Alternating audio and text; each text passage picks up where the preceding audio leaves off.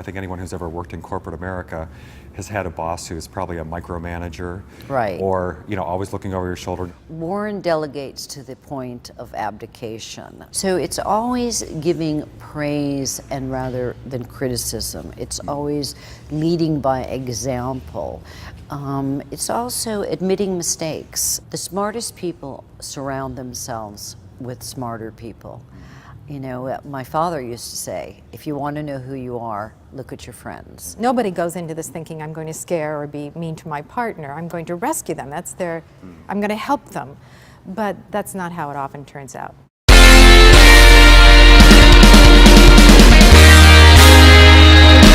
Today, learn business secrets from one of the richest men in the world. Mary Buffett, author of Warren Buffett's Management Secrets, is here.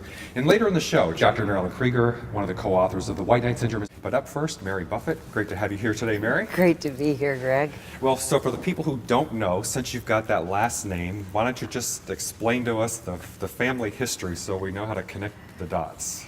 I was married to Warren's son, Peter, for approximately 12 years. We have 2 daughters.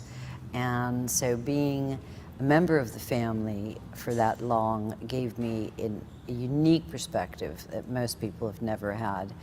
So you got to see firsthand him in action in a lot of ways. Right, in family settings, holidays. Over the summers we'd spend a couple of weeks at his home in Omaha, and it was amazing.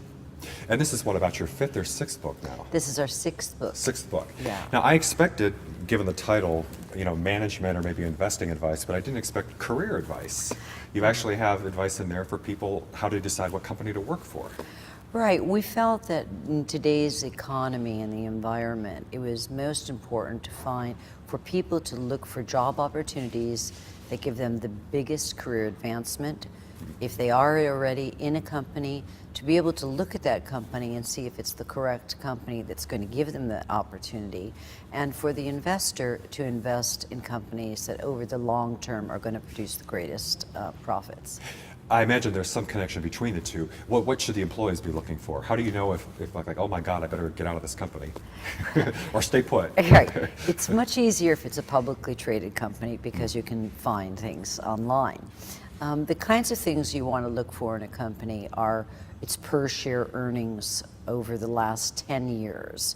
Are the per share earnings going in an upward trend, modestly, but going upward, or are they fluctuating wildly? So that's a red flag if it's all over the place. If it's all over the place, it probably means that the company is fiercely competitive, and in the boom years you get a bonus, and in the bust years you'll get a pink slip. The other things that you look for in the company are, do they sell a unique product or a service that doesn't really have to change over time? And this is the world of Coca-Cola, Sure. products, Wrigley's, Budweiser, so on. They have all those profits that they get to redeploy in buying new businesses, which gives employees and managers opportunities to excel or pay big bonuses and better salaries. And then in the service industry, which has the highest profit margins, really, it's very institutional specific rather than people specific. This is the world of H&R Block and Moody's and the Burlington Northern Santa Fe is a low-cost provider. But in those businesses, they're pretty recession-proof. They tend to have the highest profit margins because low overhead, and they can always raise their prices, like American Express. And not by coincidence, I noticed that several of those, of course, are companies that Warren has invested in. Yes, yeah. He owns major stockholder in most of those companies. Yeah. But also, you go into things about, such as, what he looks for in a good manager, or how to, tell if someone is a good manager, also. Yeah. A good manager really knows how to motivate his workforce. He's fiercely loyal, honesty, has great leadership qualities, and loves what he does. He's obsessive about the company and the business. Often when Warren buys privately held companies like the Nebraska Furniture Mart or Borsheim's Jewelry, he's bought them with generational management in place. And often he's gotten deals based better deals based on the fact that he would keep management in place. With the Nebraska Furniture Mart, Mrs. Blumkin was offered from a German company $90 million, and she took Warren's $40 million so that her sons and grandsons could continue managing the business, and they still are today. So he often prefers to keep the existing management in place? Right. He's not interested in coming into a company and telling management how to run the business. Well, I think, for me, that was probably one of the most striking things in the book, because I think anyone who's ever worked in corporate America has had a boss who's probably a micromanager. Right. Or, always looking over your shoulder, knows your job better than you do, or doesn't know how to delegate, or can't delegate, or won't delegate. But you say that for Warren, those are some of the key principles. Warren delegates to the point of abdication.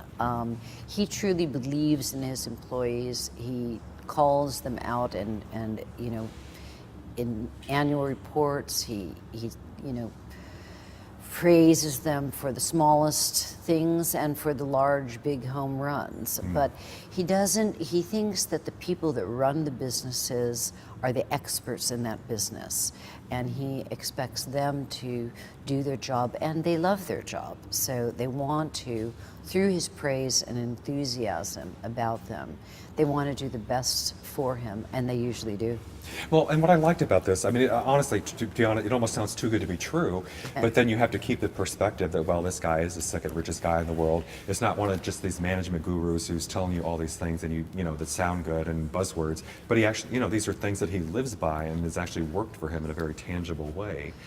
And so, in other words, there's some corporate managers I think who need to listen up. Yeah. But can you talk more about micromanagement for a second? You talk about the resentment and the sorts of things that happen when bosses start micromanaging their employees. Right. Warren really learned it from Charles Schwab, who, when he worked for Andrew Carnegie at U.S. Steel, said, people resent criticism and really flourish under enthusiastic.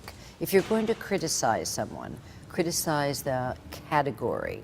In other words, if it's a banker and you say, John, Greg, I've noticed that your performance in the past has been just tremendous, but of late it's slipped a little bit, and this banking industry is really rough. Lately you screwed over the whole country. Well, what can you think of to do? Can you think of things to do to improve it?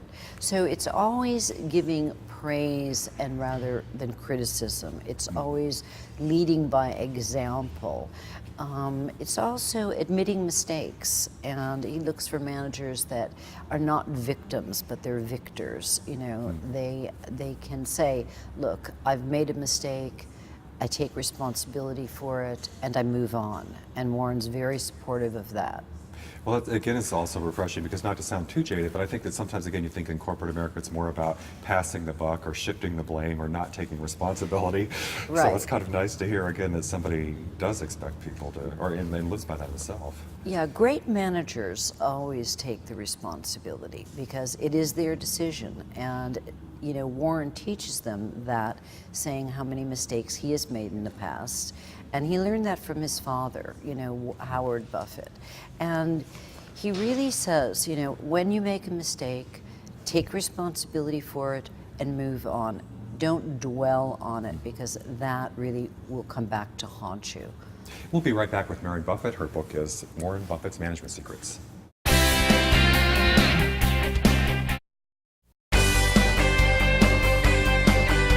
And we are back with Mary Buffett, author of Warren Buffett's Management Secrets.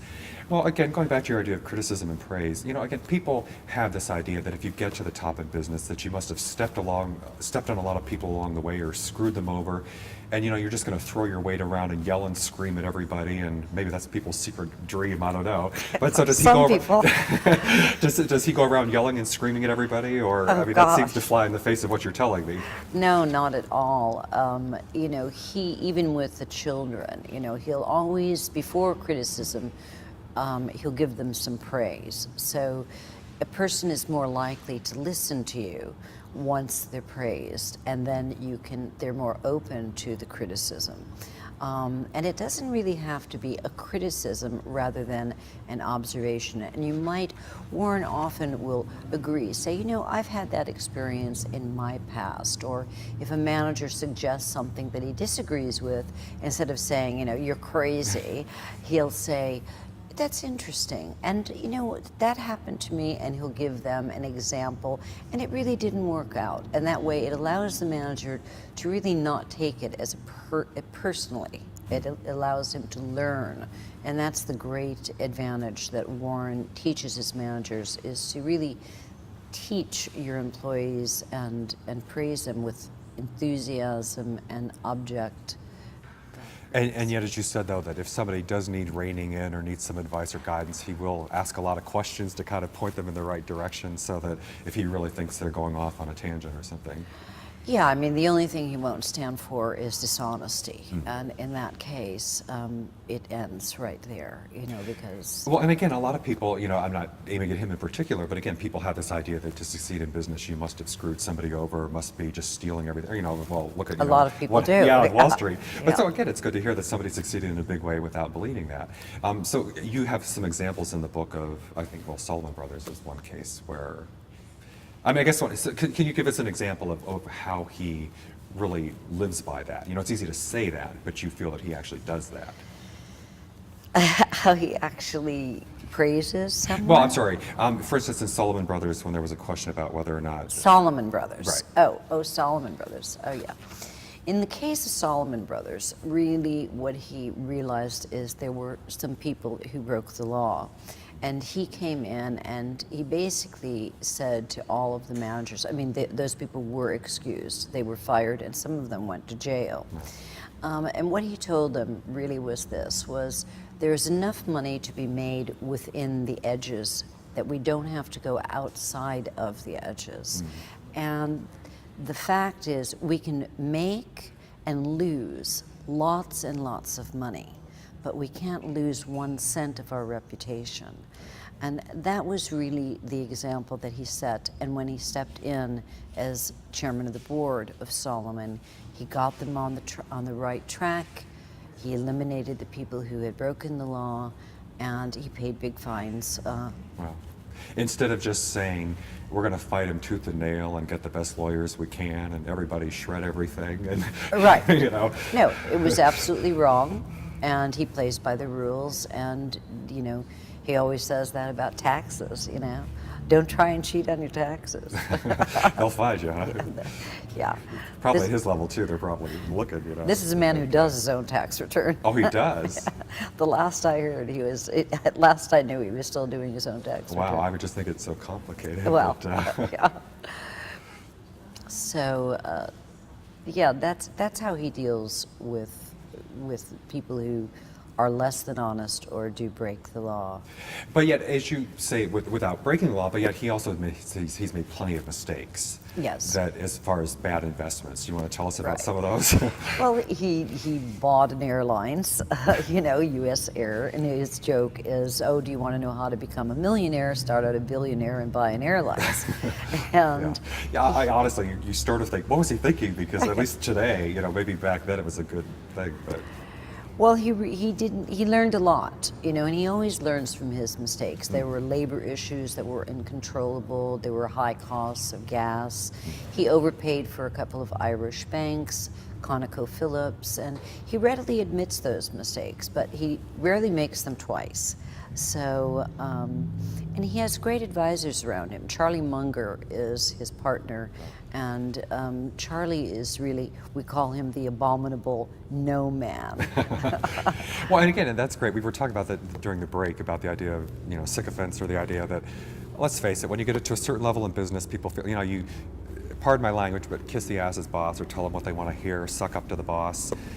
You know, is that, you know, I'm No. Warren Buffett, you know, tell me how great I am. Is that what he looks for? Absolutely You know? not. Absolutely not. He's one of the people that, as I found in many times that I've met friends and captains of industry while I was in the Buffett empire family, the smartest people surround themselves with smarter people. You know, my father used to say, if you want to know who you are, look at your friends. And Warren's the same way. He always, has a group of people around him that are going to tell him the truth. He absolutely doesn't want to hear himself, being applauded. He wants to hear the truth about something. The bad news, fine. But he surrounds himself with people that he feels are smarter at what they do than he is. Well, and I also liked some of the things you talk in the book about, one of the things, not having met the guy, but now that I've met you and hear the stories and have read the book, you hear about the fact that he drives a plain car and doesn't have he has a nice house, but not really anything compared with what he could afford or what a lot of people have, in a city like this. And especially being in Los Angeles, where it's all about making a big impression and spending more than you have and everything. How does he feel about that? Why doesn't he have 300 Rolls Royces in the garage and 500 mansions around the country? And well, I'll tell a little story that we wrote about in our first book, Buffettology, and it gives you the whole mindset of Warren. Warren says, if you took $20,000 today and bought a car, virtually in 10 years it would be worth nothing, certainly in 20 and 30 years, nothing. But Warren has had an annual compounding rate of return of 20% and above for over 40 years. So if you took that same $20,000, in 10 years it would be worth about $151,000, in 20 years $1 million something, and in 30 years $9 million. And he just thinks that's too much to pay for a car. yeah, I love that quote. Yeah, and it's because people just don't think that way. But that's right. But I guess again, he lives his life that way and manages his money that way, and that's why he has what he has. Money does not give you happiness, doesn't give you health, and Warren he's very comfortable, and he can afford a new car every year. He does use his private jets, and it's really for the shareholders' interest in mind because his time is so valuable. But he's not one to surround himself with the trappings of what the rich usually do. And because of that, he's been able to amass the kind of fortune.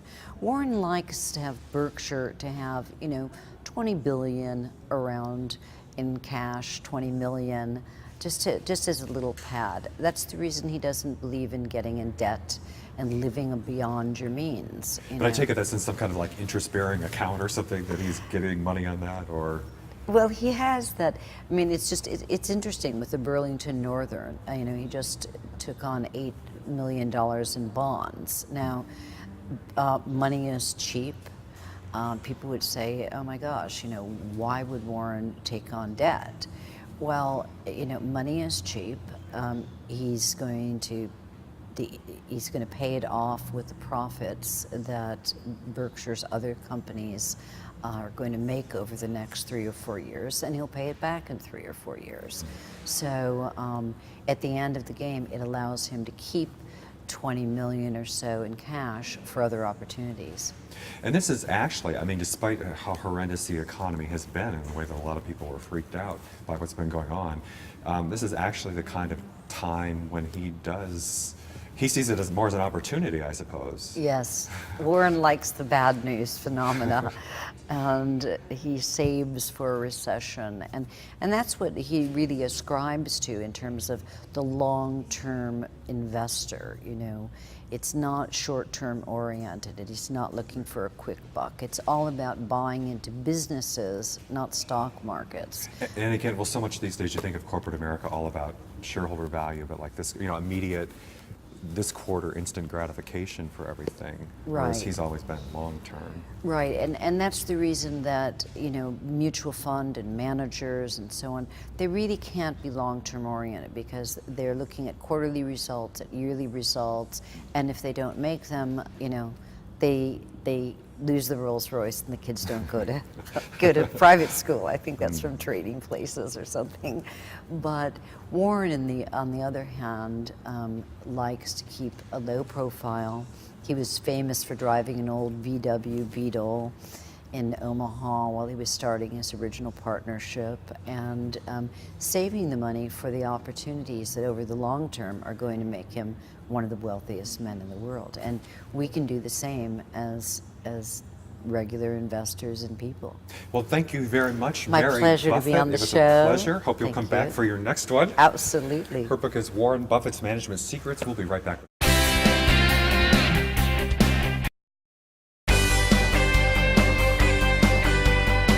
And we are back. Joining me now is Dr. Marilyn Krieger, one of the co-authors of the White Knight Syndrome. Great to have you here today, Dr. Krieger. Nice to meet you, Greg.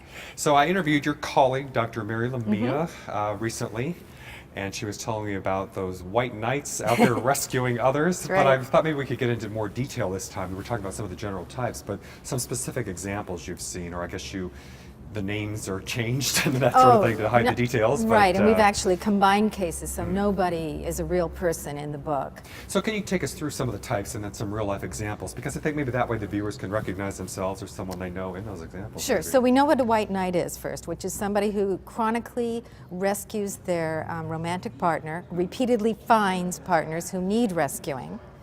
And Mary and I, as I think she mentioned, found that not all rescuers are the same. So we have the overly empathic white knight, the tarnished white knight, and the terrorizing, terrified white knight. That's the scariest sounding one. Yeah, they are scary, and it's really sad, actually. Nobody goes into this thinking, I'm going to scare or be mean to my partner. I'm going to rescue them. I'm going to help them. But that's not how it often turns out. So you want an example of... Yeah, why don't we go through the types and then give some combined case studies of what you've seen. So in the book, we talk about the overly empathic white knight. Now, this is someone who is driven by her conscience, or his or her. These can be men or women. And we give two examples, but the one I'll share with you, of a woman named Betsy, who repeatedly found guys who needed help, like they couldn't get their life together. In college, they couldn't get their papers done. They couldn't pay their bills. She got herself a good job as a marketing consultant and found this guy and who had an idea for a computer game. But he couldn't keep a job, but she thought it was a great idea, so she thought, I will market his game for him. So they became romantic partners. He moved into her house. She basically managed their life, and it was her idea that I will make this happen for him. She set up focus groups for the game. She even did things like get posters for the house to inspire him, and nothing happened. Nothing happened. So over time, she became resentful that he wasn't pulling his weight, that he embarrassed her by not following through on the appointments that she had set up, but still she stayed in the relationship. And then one day she found that he was seeing other women. Wow. And when you mention resentment, is that common that that they're doing the rescuing, but then they feel resentful about always having to come to the Absolutely, rescue? and it's understandable that they feel this resentment. They put in all this effort, their time, their soul, their energy, and yet nothing happens. Nothing happens. And actually, often the partner can start being resentful that they're in need. And it just goes down and down and down. But for the overly empathic, they end up feeling so guilty about wanting the partner out of their lives that they often don't put the partner out. They can't let go. They can't let go, or they would rather, again, they're so driven by guilt, they would rather hurt themselves than hurt their partner. So they stay in the relationship. And for this particular woman, I think she was also very much afraid of being alone. And she didn't have the self-esteem to allow her to say, there'll be other people out there for me. She just thought, I'm so lucky to have this guy, even though he doesn't have a job, even though he was a chronic marijuana smoker, even though he was seeing other women, even though he was embarrassing her. Well, just to have somebody. Yeah. Just people don't want to be alone. I've had them say, well, Marilyn, half a loaf is better than none. And I'll say, not when that loaf is poisonous. So one of the other types. Okay, so going to the other extreme is the terrorizing, terrified. If we have time, we'll talk about the tarnished. And these are people who had such a chaotic early childhood that they're so afraid of the world in a way, but they handle that fear with bravado often. So Meaning what, they put on a good front? Or yeah, they handle that fear by seeming tough and in control and in charge, but it can be quite scary. So in one case that we cite in the book, this fellow rescued this woman who was in an abusive relationship. He was actually a very, very wealthy man, and tried to and who had been physically abused as a child himself. He was very controlling of his wife and micromanaged her and her spending. She became angry and would spend wildly. They would have these terrible fights. And he really viewed her spending and the fighting as a sign of disrespect, which is for both this category and the tarnished, shame is a big issue for these subgroups of white knight. These people are often very, very shame prone, and they easily feel shame because they're busy hiding the underlying weakness. Well, I'm sorry, we're out of time, but thank you very much, okay. Dr. Marilyn Krieger. The book is The White Knight Syndrome. I'd also like to thank Mary Buffett, author of Warren Buffett's Management Secrets. Thanks, everybody, for watching. We'll see you next time.